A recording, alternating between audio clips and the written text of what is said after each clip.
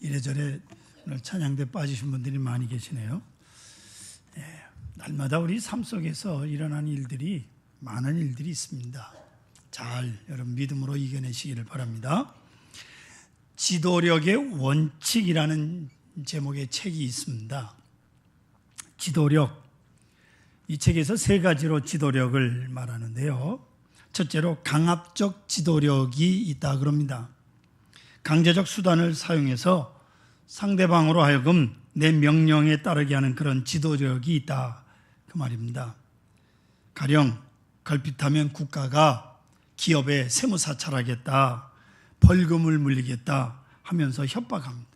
정치적 자금도 받아내고 막 이런 거예요. 강압적으로 억지로 못 견뎌서 이쪽 뜻에 따라오게 하는 지도력, 이걸 강압적 지도력이라 합니다. 주로 독재자들이 그러했고 오늘도 이런 지도자들이 많이 있습니다. 그래서 일시적으로는 순종은 있습니다만은 마음속에는 계속 반항이 누적돼 가는 지도력이죠. 그래서 언젠가는 펑 하고 터집니다. 생각해 보십시오. 우리 어른들이 자녀들을 기댈 때 툭 하면 큰 소리로 꽝 칩니다. 말 안 들어 소리 지르고. 이게 교육이 되는 게 아닙니다. 아이들이 뭐 듣는 것 같지만 속으로 꽁 하고 있는. 두 번째가 심리적 지도력이라 그런 말입니다. 내가 내 말을 잘 들으면 내게 유익할 거다라는 지도력이에요. 내가 하라는 대로 하면 보너스를 주겠다, 승진을 시켜주겠다, 특별한 보상을 주겠다 하는 것으로 상대방을 유도하는 거예요. 당근을 주겠다는 거죠. 조련사가 말을 훈련시킬 때 한 손에는 채찍, 한 손에는 당근을 들고 가르친다고 할 때 당근이 바로 심리적 지도력입니다. 돌고래들 쇼할 때 보면 잘하면 그 조련사가 작은 물고기를 하나 입에다 탁 넣어줍니다. 잘했다 이거죠. 고분고분 내 말을 들으면 내게 좋을 거다. 이렇게 인도하는 것입니다. 이게 일종의 거래죠. 이런 류의 지도력이 주변에 많습니다. 이것도 사실은 알고 보면 어느 순간에 가서는 그 당근을 가지고 만족시키지 못할 때가 있습니다. 나 그거 안 먹어 하고 삐끄러 나갈 때도 있다 그 말입니다. 세 번째, 원칙 중심의 지도력이 있습니다. 이 대목에서 우리는 크게 감동을 받습니다. 원칙 중심. 내게 이롭고 해롭고가 아닙니다. 원칙이 원칙이기 때문에 내가 따르고 진리를 따라가니까 내가 따라가는 것이지, 그 사람을 따라가서 내게 덕이 되느냐 해가 되느냐 계산해서 따르는 게 아닌 그런 얄팍한 계산을 가지고 그 지도력이 지도력 될 수 없고 우리는 그를 신뢰할 수가 없기 때문입니다. 문제는 지도자 자신이 먼저 원칙대로 살아가야 한다는 겁니다. 원칙대로. 그것이 지도력이에요. 이유 없습니다. 그가 진리대로 살고 그가 원칙대로 사는 것을 보고 나 또한 양심 깊은 데서부터 그를 존경하고 그를 따르게 되는 것, 이게 진정한 지도력, 원칙 중심의 지도력.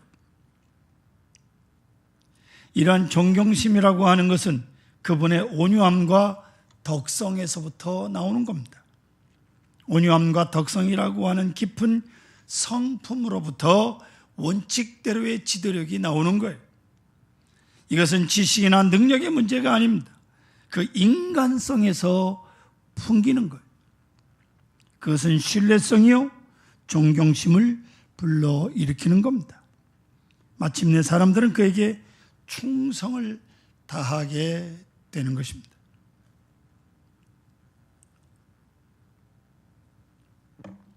대통령이 자기 말 안 듣는다고 쫓아내고 자기 말 잘 듣는 사람들 데리고 하는 건 그 진정한 지도력이 아니라 그 말이에요. 옳은 소리를 들을 줄 알아야죠. 인간사에서 실로 중요한 것이 있어요. 그건 IQ가 아니라 EQ라 그럽니다. 그 EQ에 속한 감성 지능이라고 하는 것이 있는데 이게 대단히 중요한 거예요. 여러분 사람들을 잘 살펴보십시오. 좀 지능이 있는 사람은요 아주 야가 빠져. 못 쓰겠더라고. 너무 야가 빠진 거예요. 머리가 너무 팽팽 돌아가. 이거 못 쓸 사람이에요 사실. 그것도 어떤 사람은 사람 참 좋다 너무 순수하고 좋은데 이게 좀 죄송한 얘기지만 좀 멍청한 거예요. 너무 사람 좋은 것도 이게 멍청한 거예요. 자, 그러면 어떻게 하면 좋겠습니까? 그래서 감성 지능이 필요한 거예요. 예? 성품화한 그 지능, 이것이 필요하다 그 말이에요. 이런 사람을 우리는 만나야 합니다. 이런 인간이 되어야 하겠다는 것을 이 사회가 생각하고 온통 걱정하고 있어요. 자기를 존중할 줄 알고 자제력이 있고 일관성도 있고 지구력도 있고 자기 동기를 부여할 줄 아는 그런 지능을 감성지능이라 이렇게 말하는 거예요. 오늘 본문에 보시면 하나님께서 모세를 가리켜 말씀하십니다. 3절 보십시오. 이 사람 모세는 온유함이 지변의 모든 사람보다 더하더라고 말씀하고 있습니다. 즉 이 세상 모든 사람 중 모세가 가장 온유하다고 칭찬하시고 그를 도우시고 붙들어 주시고 높여 주시는 겁니다. 이제 중요한 것은 하나님께서 이 말씀을 하시게 되는 바로 그 시점, 지금 어느 시간이냐 그 말이에요. 어느 때 모세가 큰 일을 했을 때, 하나님께 크게 충성했을 때입니까? 지금 모세가 죄를 지었습니다. 큰 잘못을 범했습니다. 하나님의 종이요, 아주 높은 위상을 가진 이 어른이, 나이도 지극한 이분이 어쩌자고 에티오피아의 여자, 구수 여자를 소실로 맞았습니까? 이 모세의 결정적 실수입니다. 모세의 실수를 알면서 다른 사람들은 다 속으로만 언짢아하고 있는데 그 누나 미리암과 형 아론 정면으로 모세를 탓하고 있습니다. 어찌 내가 그럴 수 있느냐, 하나님의 사람아. 그리고 이것을 또 신학적으로 풀이를 해보면 2절 보십시오. 너는 보통 사람이 아니다. 하나님께서 너하고만 말씀하셨느냐? 우리에게도 말씀하셨느니라. 너만이 지도자냐? 나도 지도자다. 그 말에 이 말씀을 신학적으로 설명을 하면, 그들이 이르되 여호와께서 모세와만 말씀하셨느냐? 우리와도 말씀하지 않으셨느냐? 하며 여호와께서 이 말씀을 들으셨더라. 말하자면 모세의 영적 지도자 된 권위를 여지없이 깎아버리는 거예요. 이런 비방을 받게 된 그 순간, 바로 그 시간에 하나님께서 말씀하신 겁니다.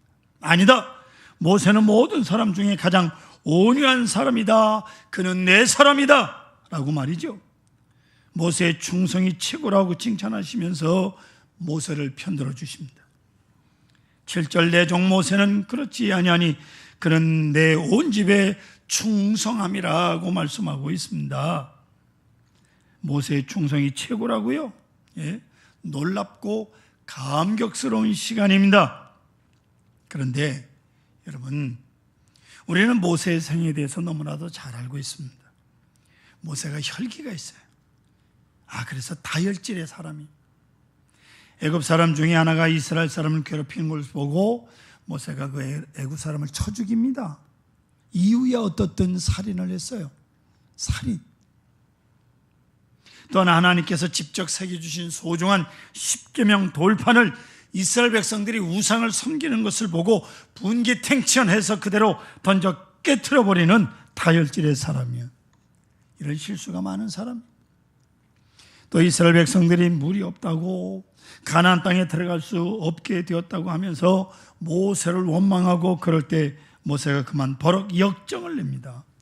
화를 참지 못하고 반석을 탁탁 2번 내리치는 그런 죄를 범한 사람, 이런 실수와 다혈질의 죄를 범한 사람인데, 오늘 하나님께서는 그 모든 허물을 다 덮으시며 말씀하십니다. 저의 온유함이 지면의 모든 사람보다 더하다고 말이죠.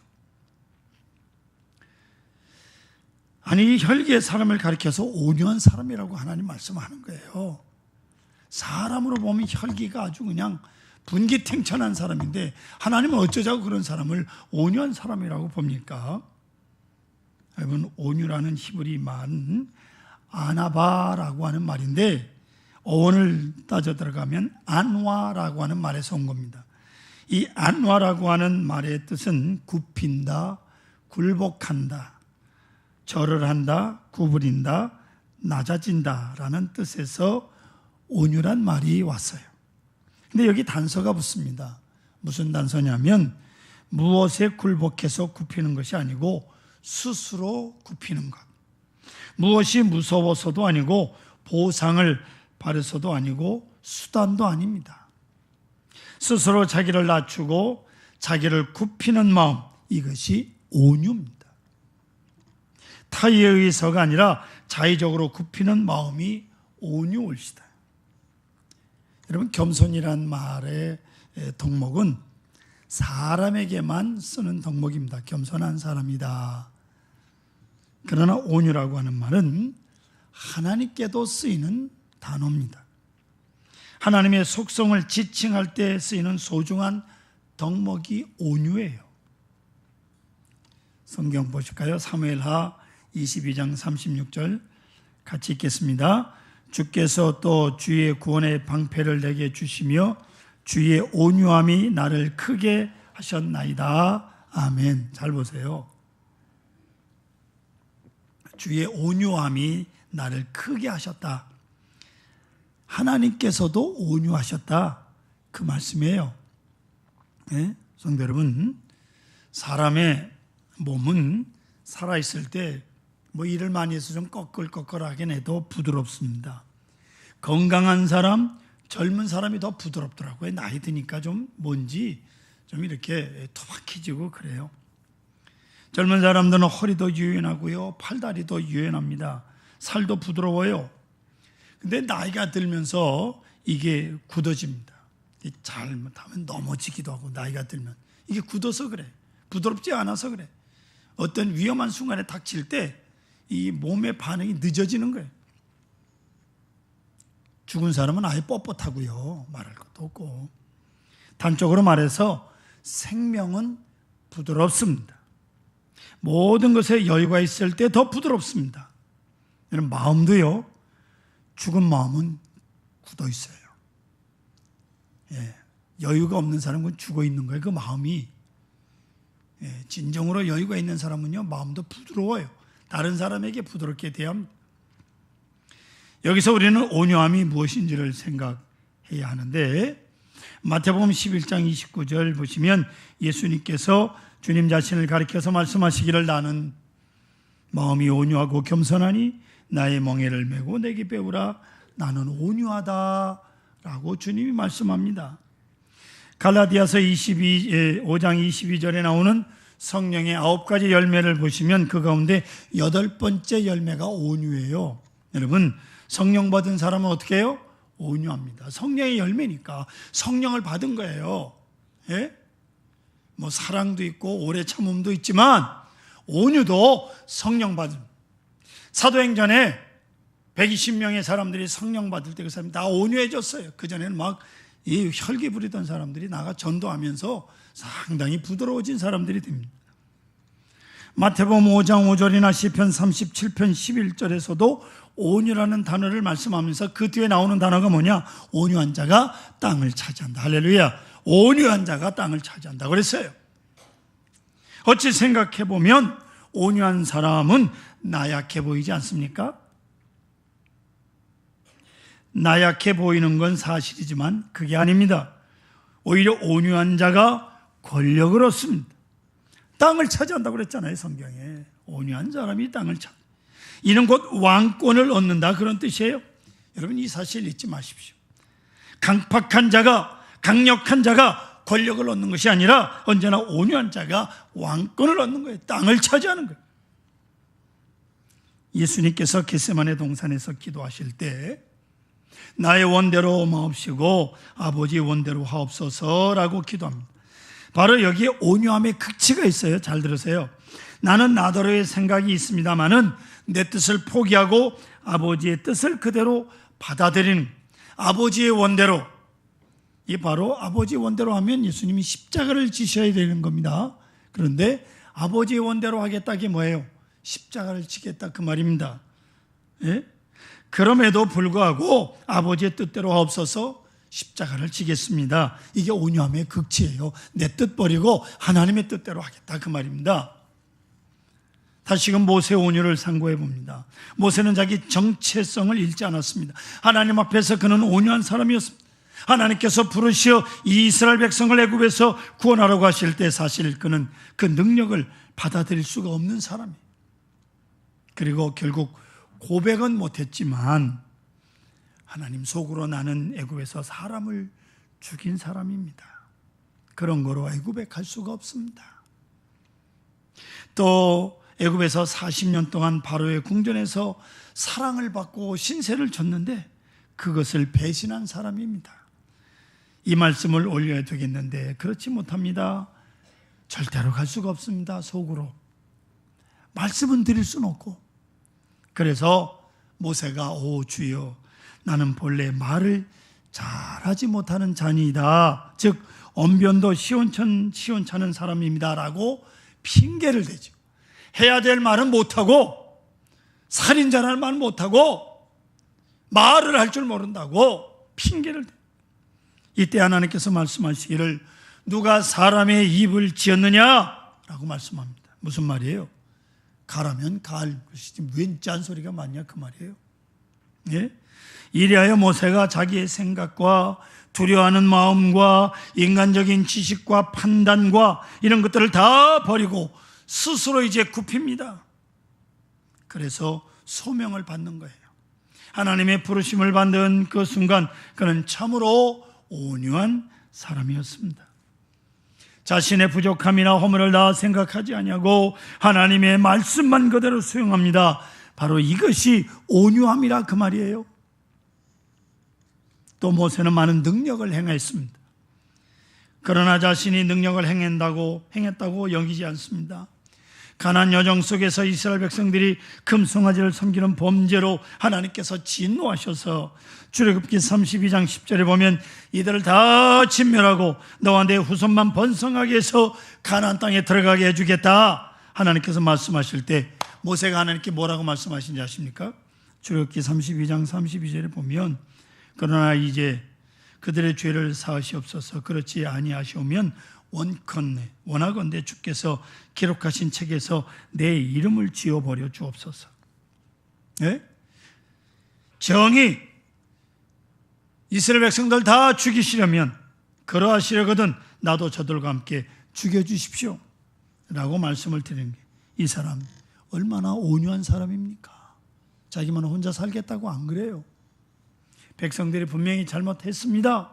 그러나 용서해 달라는 거예요. 차라리 같이 죽여달라는 거예요. 예? 또 오늘 본문을 보십시오. 그가 구수 여자를 취한 것으로 인해서 비방을 받는데 이는 사람으로서 참을 수 없는 일입니다. 사람이라는 게요, 칭찬을 너무 받으면 자기 페이스를 잃어버려요. 오버해버려요. 예? 뭐가 자기가 굉장히 잘한 줄 알고, 이 칭찬이 좋을 때도 있지만 지나치면 문제가 돼요. 또 비방을 받으면요 자기 정체성을 잃어버려요. 예. 그러나 모세는 자기 정체를 곧게 지킵니다. 자기 위치를 망각하지 않습니다. 잘못했으니 잘못했다고 말하는 것이니까 할 말 없다고 모세는 그걸 잘 받아들였어요. 스스로 자기 방어를 하려 들지도 않고 자기 변명을 하려 들지도 않습니다. 초조해하지도 않습니다. 그 참기 어려운 비방을 다 그대로 받아들였습니다. 공격하는 자를 공격하지 않고 비방하는 자를 비방하지도 않았습니다. 그대로 조용히 받아들입니다. 그리고 모세는 정직했어요. 여러분, 성도 여러분 아십니까? 온유하지 않고 교만한 자는요 거짓말을 합니다. 거짓말을 해요. 교만 때문에 거짓말하게 되는 겁니다. 온유해지고 스스로 낮추고 보면 거짓말할 필요가 없잖아요. 그래서 정직할 수 있는 겁니다. 정직하기 때문에 용기가 있는 거예요. 모세는 충분히 변명의 여지가 있습니다. 상황을 따라 변명할 수 있습니다. 제가 얼마든지 변명거리를 여러분에게 말씀드릴 수 있지만 모세는 내색을 전혀 하지 않습니다. 인간인 거로 실수하였노라고 하지도 않습니다. 왜요? 내 마음속에서부터 된 일이기 때문에 일시적인 실수가 아니라 나는 본래 이런 사람이다 이거예요. 모세는 또 누구한테도 원망을 하지 않습니다. 누구를 미워하지도 않습니다. 업적을 내우시지도 않습니다. 나쁜 놈한테 나쁘다고 하는데 뭐 그게 맞잖아요. 죄인 보고 죄인이라고 하는데 어떻단 말입니까? 나는 본래 이런 사람인데 하고 묵묵히 그 험한 비방을 다 수용하게 되는 거예요. 그 참는 모습을 보시고 하나님께서 이 사람 모세는 온유하다 하시는 거. 할렐루야. 예? 그냥 온유하다는 게 아니에요. 나아가 여기 더 놀라운 높은 차원의 신비로운 온유함이 있습니다. 모세 보세요. 그는 직무유기를 하지 않습니다. 맡겨진 사명에 대해서 흔들림이 없었다 그 말이에요. 사람이 이렇게 비방을 당하게 되면 어떤 일이 생긴지 아십니까? 옛날에 어떤 대통령은 하도 힘드니까 대통령 못해 먹겠다고 그랬다가 탄핵된 적도 있어요. 비방을 당하면 좋아. 그럼 내 이 자리 내놓으면 될 거 아니야. 너희들 해봐. 난 모른다. 어디론가 사라져 버릴 수도 있대. 이 사람이 하도 비방을 받으면. 그러면 어떻게 되겠습니까? 그게 교만이라는 거예요. 그러나 모세는 깊이 생각합니다. 하나님이 부르심을 받을 때도 나는 죄인이었잖아요. 사람을 죽인 자요. 그리고 그 애굽에서 40년 동안의 그 은혜를 다 깡그리 잃어버린, 지금 내가 실수하였다고 하지만 이건 별일 아닙니다. 난 본래 그런 사람이니까. 사람도 죽이는, 하나님의 십계명 돌판도 깨트리는 뭐 이런 참으로 형편없는 사람. 그러나 하나님께서 나를 쓰시고 나를 통하여 위대한 역사를 이루시는데 이는 하나님의 역사일 뿐 전혀 나 자신의 의가 아니라는 거예요. 하나님이 나를 통해서 한 거지 내 의가 아니라. 그렇기 때문에 그에게는 분노가 없는 거예요. 변명이 없는 거예요. 이 모습 위대한 점인 것입니다. 그 참기 어려운 비방을 받으면서도 자신에게 맡겨진 거룩한 사명을 그대로 지켜나가. 하나님께서 이것을 온유라고 하신 거예요. 다윗 왕을 잠깐 살펴봅니다. 다윗도 씻을 수 없는 큰 죄를 진 사람이 선지자 나단으로부터 백성으로부터 질책과 비난을 받을 때 왕관을 집어던지지 않았어요. 초야에 묻힐 생각을 하지 않았습니다. 그는 고백하기를 나는 어머니 때로부터 죄인입니다. 어머니가 죄 중에 나를 낳았습니다. 어릴 때부터 나는 죄인입니다. 사건은 지금 있는 것이지만은 나는 본래 그런 사람이요 나는 본래 죄인입니다. 저는 개인적으로 다윗을 굉장히 존경합니다. 회개하는 다윗도 훌륭하지만은 회개하고 왕된 현직을 그대로 지켜갔다고 하는 게 얼마나 위대한 일입니까? 그런 비방을 받으면서도 이것이 바로 온유함이에요. 사랑하는 성도 여러분, 오늘 본문의 모세는 처음부터 지금까지 그 어느 때도 자기의 의는 없다고 생각을 합니다. 그런 거로 하나님의 사람이 된 본분을 다하고 그저 충성을 다합니다. 때문에 하나님께서 저는 온유함이 으뜸이요 충성의 으뜸이라고 칭찬을 하십니다. 온유함에서 정직함이 나타나는 것입니다. 변명할 수 있는데 하지 않고 사실을 시인합니다. 그런 거로 하나님께서 모세를 도우십니다. 잘못을 저지른 것 사실이에요. 그러나 모세는 온유했습니다. 하나님께서 이 온유한 믿음을 보시고 모세를 의롭다고 말씀하십니다. 이제 하나님께서 모세의 편을 드시고 누이 미리암을 치셨습니다. 놀라운 이야기 올시다. 온유한 믿음이 하나님 앞에 상달될 때 하나님께서는 그를 의롭다라고 말씀합니다. 여러분, 온유한 자에게 주시는 모든 축복이 우리 모두에게 임하기를 간절히 축원합니다.